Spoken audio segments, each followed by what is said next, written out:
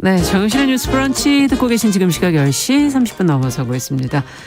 필환경의 시대라는 건 다들 느끼고 계시죠? 기후변화의 심각성도 되새기고 환경 이슈를 저희가 자세히 들여다보겠습니다. 환경하자 서울 환경운동연합의 이유리 팀장 자리해 주셨어요. 어서 오세요. 네, 안녕하세요. 오늘은 또 어떤 얘기를 해볼까요? 지난 시간 이야기를 잠깐 되새겨보면 2050년 탄소 중립을 위한 시나리오 3개안을 한국이 드디어 발표를 했습니다. 네.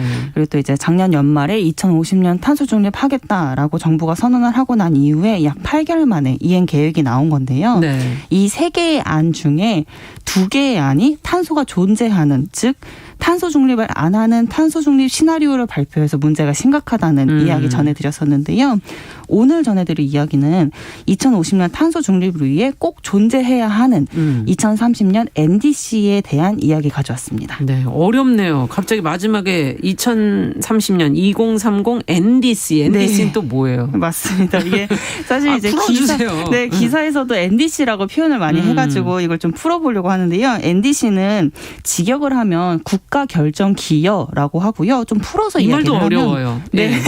풀어서 이야기를 하면 국가 온실가스 감축 목표입니다.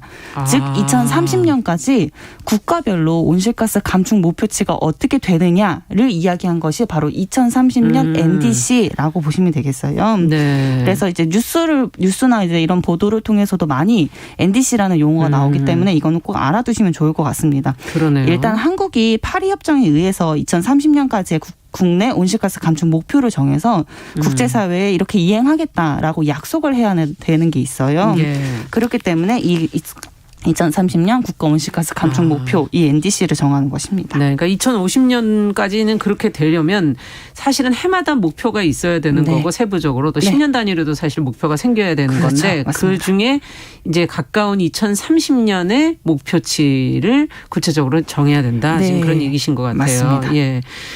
자, 그렇다면은 우리가 어느 정도까지 줄여야 될까요? 이게 궁금하네요. 참. 네, 맞아요. 되게 중요한 건데요. 네. 2018년도에 UN IPCC입니다. 3천여 명 정도의 전문가들이 모여서 이제 이런 계속적인 이제 지구 상황을 이야기해준 보고서를 내는데요. 변화가 계속 되겠죠, 지구 네. 상황이. 2018년에 되게 굉장히 특별한 보고서를 하나 냈습니다. 지구온난화 1.5 특별 보고서라는 것인데요. 금세기 말까지 지구 평균 기온 상승폭을 산업화 이전 대비 1.5도로 제한을 하려면 온실가스 배출량을 2030년까지는 2010년 대비 45%를 줄여야 되고 2050년도에는 탄소 중립을 해야 한다라고 말을 했던 것이 바로 2018년도였어요. 예. 그러니까 이 당시에 이 보고서가 나오고 난 이후에 전 세계적으로 이제 2050 탄소 중립을 하겠다라고 다들 선언을 하고 이행 계획까지 세우고 있는 와중이었던 거거든요. 근데 이 IPCC에서 얘기했던 것이 이 탄소 중립 말고도 2030년도까지는 각 국가별로 45% 정도는 줄여야 된다라고 말한 것이 또 중요한 이야기였거든요. 그러니까 거의 절반을 줄이라는 거잖아요. 네, 맞습니다. 네, 지난 19일에 우리나라의 2030년 탄소 감축의 마지노선이 35%로 정해져가지고 이게 또 문제가 심각합니다. 지금 목표보다 너무 이제 미달이다. 네. 이런 얘기인가요? 맞습니다. 조금 자세히 설명을 드리면요. 네. 그 지난번에 이제 국회에서 기후위기에 대한 법제화 논의가 본격화되었다고 네. 한번 전달을 드렸었는데요. 이게 여러 법안들이 계류 중이었고 이 법안들이 거의 대부분 좀 비슷한 내용들 또 뭐 좀 목표치가 좀 다른 내용들 이런 다양한 법안들이다 보니까 원래 올리는 그 발의자들이 달라가지고. 네, 맞아요. 네. 그래서 이런 법안들을 각각 처리하지 않고 통합해서 대안을 제시를 하고 정부에서 대안을 제시하고 이걸 하나의 법안으로 만들겠다고 환경노동위원회에서 심의하고 의결을 했거든요. 그렇군요. 그런데 이제 지난 18일이었죠. 국회 잘 될 것 같은데. 네, 환경노동위원회에서 우려했던 일이 발생을 했습니다. 어떤 이게 일이죠? 이제 기후위기 대응을 위한 탄소 중립 녹색 성장법이라는 것이 최종적으로 의결이 된 것이에요. 네. 이게 저희 환경단체에서는 이게 탄소 중립이랑 녹색 성장이라는 것은 절대 양립할 수 없는 단어인데 왜 자꾸 녹색 성장을 들고 나오는 법안들을 제시를 하느냐라고 계속 이제 반발을 했는데 이게 그대로 녹색 성장법이라는 것이 또 다시 이 동일한 형태로 넘어가게 된 것이에요. 그래서 지난 18일 날 이제 국회 환경노동위원회에서 탄소중립 녹색성장법을 하겠다라고 의결을 되어 있는 상태이고 이게 또 국회 본회의를 앞두고 있는 상황입니다. 지금 현재요? 네, 맞습니다. 근데 이 법이 명시를 한 것이 바로 2030년 국가 온실가스 감축 목표, 2030년까지 이 목표치를 거기에 들어가 있겠죠. 네, 35%로 정하겠다라고 이게 못을 박아놔가지고 또 그게 큰 문제이고 사실 저희 같은 이제 환경단체뿐만이 아니라 또 경제단체도 그렇고 정치권 안에서도 철회의 요구가 거센 환경단체는 이해하겠는데 네. 지금 경제단체는 어떤 이유죠? 사실 내용은 좀 하는. 달라요. 사실 예. 이제 정경련 등 이제 경제단체들은 탄소 배출 목표치가 오히려 너무 높다면서 오히려 높다. 네, 너무 높다. 35% 정도 하면 경제적으로 좀 위기일 수 있다라고 이렇게 경제단체들은 이야기를 하면서 충분히 또 논의 없이 이런 법안들이 처리된 거 아니냐 이러면서 강한 유감을 발표를 했습니다. 그러면 정치권은요? 예. 좀 저희랑 이제 상황이 좀 비슷한데요. 일단 정치권에서는 정해 도중에 민주당이 이제 기습적으로 안건 조정도 신청을 했었고 이러면서 주요 쟁점들이 제대로 논의되지 않은 상태에서 1시간도 채 되지 않아 민주당의 대안으로 환노위가 단독 의결했다면서 야당은 졸속 처리를 하면서 일제히 변발을 했습니다. 이게 또 과정을 제대로 안 밟았군요. 또. 네, 맞습니다. 그래서 이제 또 이게 본회의에서 어떻게 통과되냐. 오늘 또 본회의가 열리거든요. 국회 본회의가. 예, 그렇죠. 그래서 오늘 이거를 안건으로 상정하냐 마냐가 좀 이제 얘기가 나오고 있는 것 같고요. 네. 야당의 입장은 이게 또 정의당 같은 경우는 2030년까지 50%를 목표치를 정하는 것은 굉장히 당연한 기본치이다. 그러니까 전 세계적으로 정하고 있는 기본치인데 왜 미달이냐. 우리는 왜 미달이냐라고 이야기를 하고 있고 또 국민의힘도 좀 비슷한 입장입니다. 그렇군요. 그럼 어떻게 보고 계세요? 지금 환경단체나 시민단체들은. 사실 이게 2050년까지 탄소 중립을 위해서 2030년 목표치는 굉장히 중요하거든요. 네. 이게 또 풀어서 얘기를 드리면 온실가스는 대기로 배출되면 수십 년 동안 잔류를 해요. 그렇죠. 이렇게 잔류를 하면서 온난화 작용을 계속 일으키는 거거든요. 네, 그렇죠. 이 파리 협약의 이 핵심 자체도 누적 온실가스를 감축하자라는 것과 동시에 2050년도 탄소 중립을 달성하기 위해서 2030년 이 NDC 온실가스 감축 목표는 굉장히 중요하다라는 것이 또 파리 협약의 이야기이거든요. 2050년이 긴 것 같지만 사실 별로 긴 시간이 아니에요. 않죠. 네, 맞습니다. 네, 거의 30년? 30년. 네, 사실 29년 다음 세대들 전에 벌써 뭔가가 일어날 수도 있다는 얘기이기 때문에 그 전에 2030년 디딤돌이 되는 2030년, 40년의 목표치들이 이제 중요해지는 건데. 맞습니다.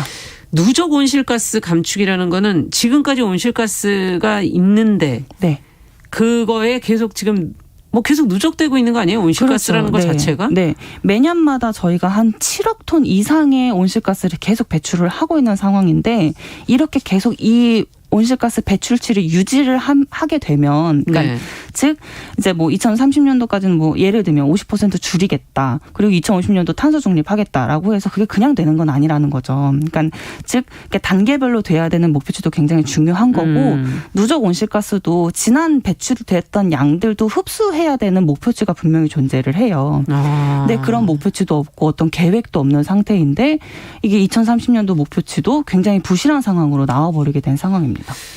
시간도 없는데 그동안에도 또 미뤄와서 지금에서야 이제 다급해진 상황인데도 또 누적돼 있는 온실가스는 많고 이거 그렇죠. 어떻게 해야 될까 하는 어떻게 될래나요?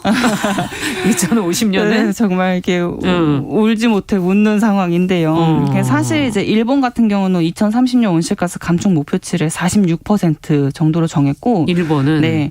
일본이 또 탄소 배출량이 굉장히 많아요. 그런데도 이제 굉장히 높은 그럼 이걸 법안으로 만든 겁니까? 일본도? 일본이 법안으로 만든지는 정확히 모르겠으나 이게 일본이나 미국은 52%로 정했고 영국은 무려 78%로 정했어요. 영국이 상당하네요. 그렇죠. 10년 안에 78% 정도로 정하겠다라고 이걸 공식화한 상황이에요. 영국은? 네, 맞습니다. 그러니까 일본이나 미국이나 영국 다 더 거의 대부분. 영국은 굉장히 파격적이네요. 그렇죠. 그러다 보니까 또 유럽에서는 이제 무역 경제 이런 거에서도 탄소 배출량을 이제 산입을 하겠다 이렇게 얘기할 정도로 또 자신들은 당당한 거죠. 이게 먼저 국내에서. 아무래도 환경 문제에 관심을 가장 많이 그렇죠. 가졌던 게 이제 유럽이기 때문에. 네, 맞습니다. 네. 그러니까 전 세계적으로 이게 되게 움직이고 있는 상황인 거예요. 예. 이게 35% 목표치가 강한 수준이 아니라는 겁니다. 더 높은 목표치를 가지고 있어야 됨에 불구하고 이제 또 낮췄다. 더 낮춘 이런 부실한 상황이고요. 네. 어떻게 해야 될까요? 아, 정말 제가 이제 최근 이제 또 국회 환노위에서 의결된 수준은 국제적으로 합의하고 있는 목표에 비해서 너무나도 터무니없이 부족한 목표라고 생각이 되고요. 예. 또 작년에 유엔에 제출했던 2030년 NDC 목표치가 유엔이 너무 적다면서 우리나라가 제출한 게. 네, 한국이 NDC를 반려했거든요. 굉장히 창피한 일이고요. 근데 이게 또 각국에서 해야 되는 목표치도 굉장히 분명하고 또 국내에서는 목표치가 너무 높다면서 볼멘 소리가 나오고 또 이를 책임지고 이행해야 되는 국회는 또 정부는 손을 놓고 있는 상황에 이런 상황을 정말 저는 이해할 수 없고요. 예. 굉장히 화가 나는 또 상황입니다. 진짜 이게 시간은 없고 이게 눈에 잡히고 뭐 보이는 성장이 아니기 때문에 네. 관심을 안 가지기 쉬운데 저희가 이게 기후 위기가 와 보니까는 얼마나 무서운 건지 그렇죠. 조금씩 느끼거든요. 네, 맞습니다. 예. 이게 2030년도 온실가스 감축 목표로 국제 권고안 대로 상향을 하는 것 그리고 이것 자체가 우리가 기후 악당 국가로부터 벗어날 수 있는 길이라고 생각이 됩니다. 네, 제대로 된 선진국으로 서는 길이 과연 무엇일지 또 우리 후손들을 생각하면서 지구를 어떻게 써야 할지 네. 같이 고민해 봐야 되겠습니다. 네. 서울환경운동연합 이효리 팀장과 함께 오늘 국가 온실가스 감축 목표에 관한 이야기 들어봤습니다. 감사합니다. 네, 감사합니다.